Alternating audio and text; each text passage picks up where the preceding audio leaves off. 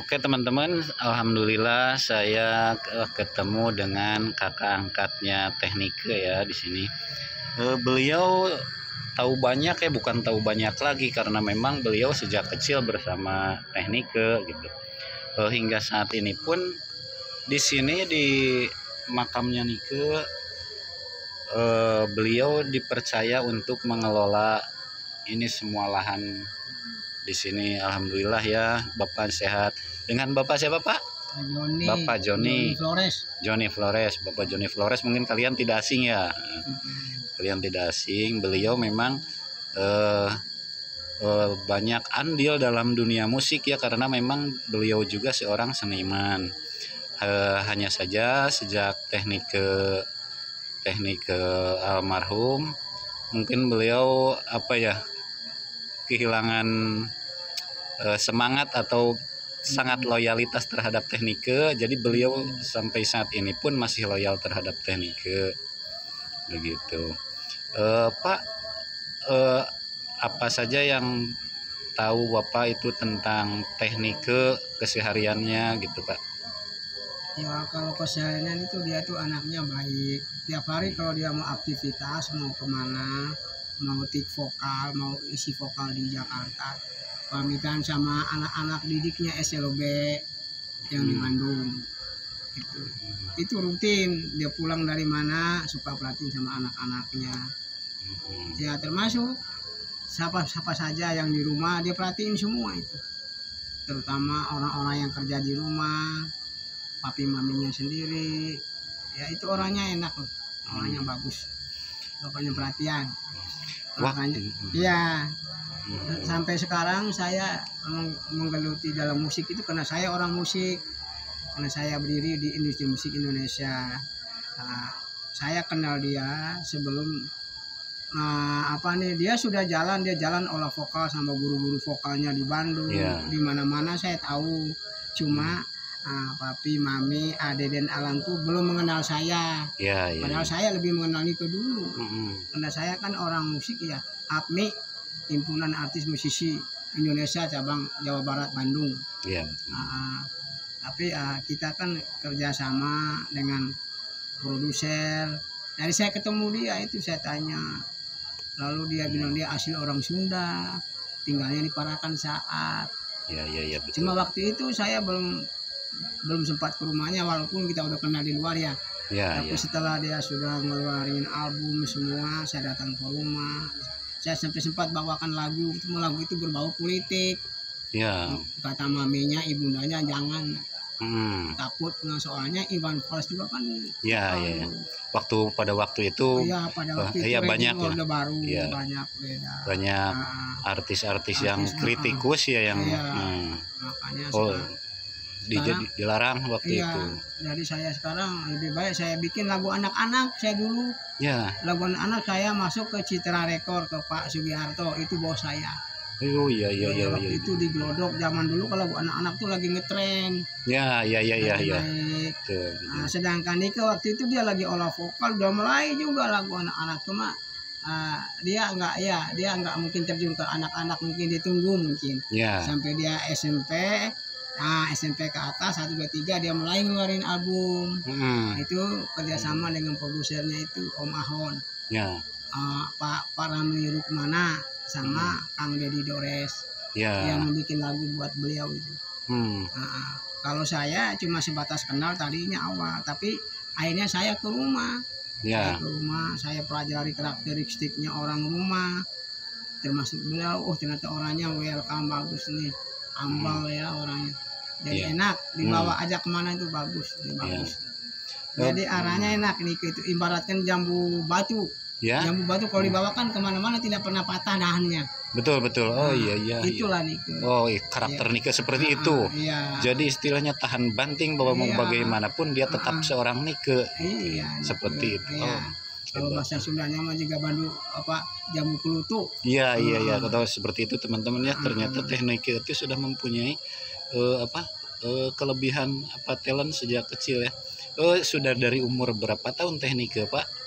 sudah kelihatan potensinya. Oh dia tuh dari kelas 3 SD sudah itu kelihatan dari kecil. Iya, Dari iya, TK itu udah kelihatan. Oh, Dari udah kelihatan. darah seninya Nah, gitu ya. soalnya kan dia juga ada keturunan darah seni juga itu dari kakeknya. Oh begitu ya. Nah Pak, Ya, iya oh, keturunannya. berarti bapak orang yang paling lama ya hidup dengan Nike gitu, karena memang apa ya, dalam karir Nike ini bapak yang selalu mendampingi gitu ya Dia istilahnya. mendampingi kemana-mana. Kadang-kala kakaknya yang nyupir, saya duduk di belakang. Kalau dia manggung, habis dari panggung ditarik ke rumah cocok. Zaman dulu tuh memang artis tuh dijaga-jaga bener. Dijaganya sama militer, bukan sama Polri. Iya. Zaman dulu tuh militer sangat aktif di entertain itu dulu. Jadi kalau ada panggung besar itu pasti militer main. Ya. Waktu itu dia main di Gasibu, Ala yang nyupir, Om Joni yang duduk di belakang, habis di manggung narik di belakang, gitu. Main di Garut, Pak diantar jemput, rolling keliling kan, pawe ya. Iya, iya. Artis sebelum manggung kan rolling dulu. Iya, betul. Keliling, kagak dia berdiri di sampingnya, keliling kota Garut. Habis main ke Surabaya, peresmian Es Krim Walls. Oh, sama Ria Enes, Susan itu. Iya. Dulu kan Susan yang boneka itu ya Pak ya. Nama aslinya kan Bibi Sri Wahyuni. Iya. Itu teman. Dia penyiar radio Miniwatt Surabaya itu. Itu Mbak Ria Enes, saya tahu dia. Saya pernah ke rumahnya. Saya tawar juga lagu, cuma istilahnya udahlah menewe artis yang lain. Iya. Nah, akhirnya saya lari ke almarhum. Banyak artis yang saya handle, cuma cocoknya di almarhum. Termasuk Rosa Rose sama saya 2 tahun. Oh, alhamdulillah. Rosa Rose sekarang udah jadi top 10. Iya. Sama Tessa Kaunang. Iya. Itu model Tessa itu kalau di musik dia. Oh iya, dia itu di modelnya. Saya pernah ikut Tessa itu sama ibunya. Dia ikut ibunya dulu masih kecil. Dia pengen model itu, tapi dia sekarang main di sinetron Tessa. Iya. Jadi semua teman-teman itu namanya orang entertain pasti saling nyambung. Iya. Nyambung saya. Jadi almarhum ini tipe kalau orangnya enak ya dibawa, sangat memperhatikan orang. Iya. Kalau punya rezeki dikasih ke orang. Iya betul. Jadi kalau punya tangan kanan kasih, tangan kiri nggak boleh tahu istilahnya.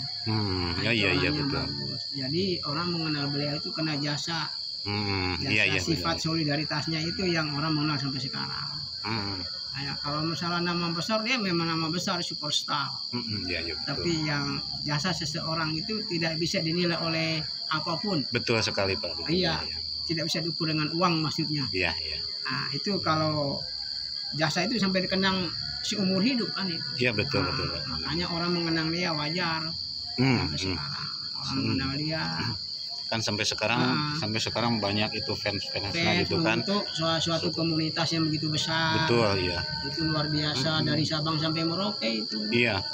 Bahkan ya banyak ya yang orang-orang itu ketika memutar lagu Teknike itu sampai menangis gitu kan. Saking mungkin kangennya dia sama almarhumah gitu kan. Nah, begitu teman-teman, beliau ini ya Bapak Joni Flores ini bukan orang sembarangan loh. Dia rela hidup di sini bersama Nike, hidup sederhana, dia sangat rendah hati. Saya salut. Saya sampai hampir tidak mengenal Bapak Joni ini. Ternyata dia seorang seniman, dia yang terjun di bidang keartisan, tapi beliau ingin mengabdikan di sini sehingga beliau ini meninggalkan yang serba glamor. Iya. Dia hidup di sini lebih tenang, mungkin seperti itu. Nah Pak, ada lagi nih, apa ada tanda-tanda bahwa Teknike itu menjelang meninggalnya? Apakah Bapak ada tanda-tanda seperti itu? Enggak, kalau sebelum meninggal itu dia ke ibunya, ke mami. 2 minggu sebelum pergi itu sudah ada tanda-tanda. Seperti apa Pak itu? Itu ngambil baju dari koper, ngukur baju merah dia pakai. Cantik gak Mi? Ya cantik. Oh gitu. Kalau Kak Joni yang pakai ya lucu itu. Oh, bilang Iya, gitu. suka canda. Iya, Canda ke iya, mami bagus. Itu mah tanda-tanda itu gejala. Itu firasat seorang ibu ya peka sekali. Nah, itu ya kita di rumah kan nggak tahu namanya Allah yang ngatur. Betul ya. Nah, kita hanya manusia, hanya sifatnya menerima saja kan itu. Iya, iya, iya. Jadi waktu dia pergi itu memang udah. Ya makanya saya tuh sangat disayangkan terlalu pagi Allah menjemput dia. Betul. Mungkin karena memang Allah sangat sayang sama dia ya, sehingga Allah cepat-cepat mengambil lagi beliau karena mungkin beliau teknika itu kesayangannya Allah Subhanahu wa taala, jadi cepat-cepat diambil lagi sama beliau gitu kan. Ibaratnya kita punya barang kesayangan dikasih pinjam sama orang lain, pengen cepat-cepat dibawa lagi, mungkin seperti Cepat-cepat itu. diambil. Iya, cepat-cepat diambil lagi. Nah itu jadi sifatnya bagus, sama siapa aja dia baik, tidak membedakan mau siapa suku manapun, dia tidak pernah membedakan. Yang penting papi mami mengajarkan 3 anak mereka itu kan 3 bersaudara. Betul. Iya, Yang pertama Adeden alias Sony Prindadi nama asli. Ya. Kalau nomor 2 Alam itu Yudi Kristianto. Ya. Yang 3 almarhum Adeni Karatnadila. Ya. Nah, itu orang semua itu diajar sama papi itu menghargai orang. Jadi menekankan itu ya. Iya, betul. Sopan santun memang lebih akidah. Ya betul ya, itu nomor 1 ya, benar-benar. Makanya di sini kalau segi keimanan sudah kuat, otomatis kemanapun betul bisa. Terutama dari fundamental ya, moralitas itu kan harus ya. Ya betul. Zaman Jadi, sekarang kan banyak ya pendidikannya tinggi tapi nggak tahu attitude gitu kan nggak ya. tahu attitude, Iya, asal betul. bicara. Nah ini karakteristiknya juga begini. Jadi saya kan lebih kenapa saya kalau saya mau kejar ke dunia glamor, saya udah kaya itu. Iya betul Pak, saya percaya itu, saya percaya dunia itu sifatnya sementara kok. Ya betul sekali. Ini prinsip Bapak Johnny Flores ini betul sekali ya. Ini sebagai inspirasi buat kita ya, bahwa hidup di dunia ini jangan terlalu mengejar dunia. Mengejar dunia boleh, cuman kita jangan melupakan akhirat. Iya. Pak, terakhir nih, apa yang Bapak rasakan ketika Bapak mendengar bahwa teknika telah tiada, dalam mengalami kecelakaan itu, apa waktu itu perasaan Bapak seperti apa? Oh, kita semua juga rasa kaget. Gitu. Seolah-olah mimpi itu. Ya, kayak mimpi di siang bolong. Iya betul. Iya itu. Makanya kaget kan, yang nelpon juga kan Kapolres. Oh iya. Kapolres Bandung. Langsung ya itu ya. Iya langsung. Oh itu waktu itu beliau meninggal di tempat sih. Nabrak tong sampah. Iya. Sampah dia nabrak. Kena kecepatan 80 ya. Dalam keadaan manusia, fisik manusia kalau dalam satu malam tidak tidur pasti kan beda. Betul Pak. Beliau tuh ada kegiatan fashion show di Bandung di alun-alun. Setelah itu diajak sama teman-teman mampir ke rumah makan. Iya. Ternyata pulang dari situ lah. Itu tergantung. Pak, maaf Pak. Mereka makan. Habis makan itu pulang kan besoknya kejar tayang. Main film Terowongan Marisa terakhir. Iya betul, Terowongan Marisa. Itu di puncak tadinya. Makanya kan saya bilang segala sesuatu juga kan kita juga tidak tahu, makanya dia kejar tayang, dia orangnya disiplin kok. Iya. Disiplin, mau di musik maupun di perfilman dia disiplin. Betul. Itu kan namanya orang dihargai kan kena disiplin. Betul. Tepat waktu, jam ini yang tepat. Nggak pernah dia mengingkari orang. Iya. Ada itu menghargai orang gitu. Betul. Pernah dia menghargai. Nah itu yang saya tahu waktu dia itu, wah kaget, dunia gempar. Iya betul. Dan pada waktu hari itu ya gelap ya dunia ya. Di saat-saatnya dia lagi naik ya. Iya. Ratingnya lagi naik ke atas. Betul. Jadi orang juga tidak menyangka bahwa masa sih almarhum meninggal. Iya, soalnya kan lagi sehat gitu kan ya. Lagi sehat lagi pas di atas-atasnya. Ingin tahu pada kesini. Sampai penuh itu. Jadi saya juga kaget waktu meninggal itu. Waktu itu saya lagi di Surabaya. Iya. Dia datang udah, alhamdulillah. Di Ciamis waktu itu langit sangat gelap Pak. Iya. Langit sangat gelap, yang biasanya harusnya itu terang banget kan jam 12-an itu di sini. Dari sana sampai dikebumikan juga 4:30 sore. Ya betul. 4:30 sore hujan rintik-rintik lagi. Ya ya ya. Nah, Betul. nah, di situ makanya saya bilang kebaikan seseorang itu pasti diingat oleh orang. Betul betul Pak. Nah, itulah yang saya bilang tadi. Dia menyandang nama superstar legenda ya, di legend. Ya. Tapi di balik itu semua ada dasar jasa, Ya ya. dasar kepedulian, solidaritas, nah itulah. Betul. Sesama manusia sampai mendirikan SLOB, Ya. dipegang sama uaknya sendiri. Alhamdulillah sampai sekarang. Disitulah Betul. masyarakat kita itu menghargai beliau. Iya banyak.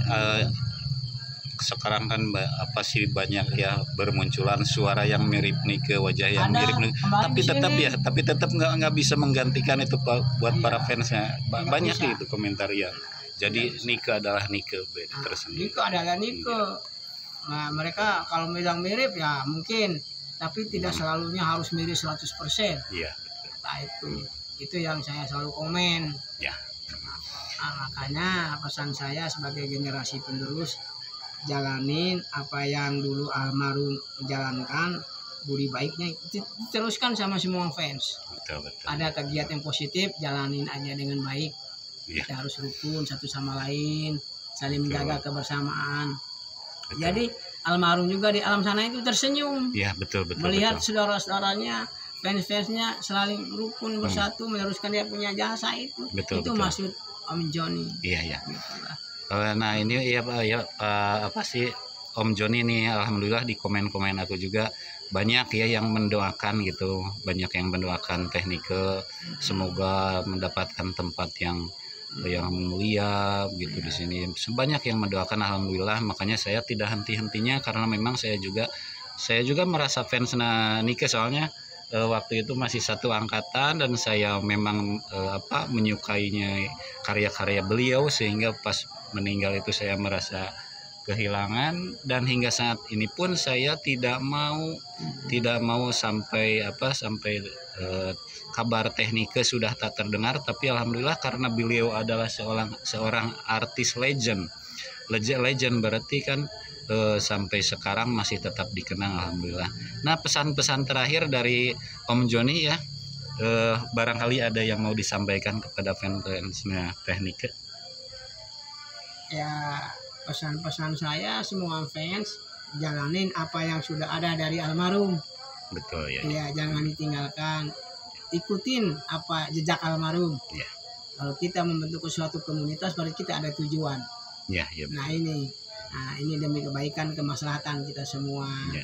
Ya, kita mendoakan almarhum. Alhamdulillah dari pihak keluarga Deden Alan menerima anak-anak fans dengan baik. Ya. Nah disitulah mungkin mereka merasa itu, kalau asal intinya mah kita saling mendukung saja. Ya, Mendukung, mendoakan almarhum. Ini pesan dari Om Joni. Jangan saling menjatuhkan, jangan. Betul. Iya, saling itu mengangkat dan dukung support satu sama lain. Yang satu jatuh, yang satu bangunin. Ya, betul. Nah, itu ya support, maksud Om Joni. Ya. Nah, itu sangat bermakna bagi almarhum itu. Ya. Nah, seperti itu teman-teman ya, itulah sekelumit wawancara saya dengan Om Joni Flores ini, kakak angkatnya Teknike. Alhamdulillah beliau orangnya sangat baik di sini, sampai saja juga kalau misalkan dia sedang bercerita saya sampai merinding teman-teman. Coba deh kalau misalkan teman-teman tahu seperti apa posisi saya di sini, saya mendengar cerita Pak Joni Flores ini sangat dalam banget ya, sangat kena banget. Oke semua teman-teman ya, semoga teman-teman selalu diberi kesehatan, rezeki yang banyak, manfaat berkah, serta dimudahkan segala urusannya. Sekian dulu, terima kasih Pak Joni ya untuk wawancara hari ini. Assalamualaikum warahmatullahi wabarakatuh. Waalaikumsalam.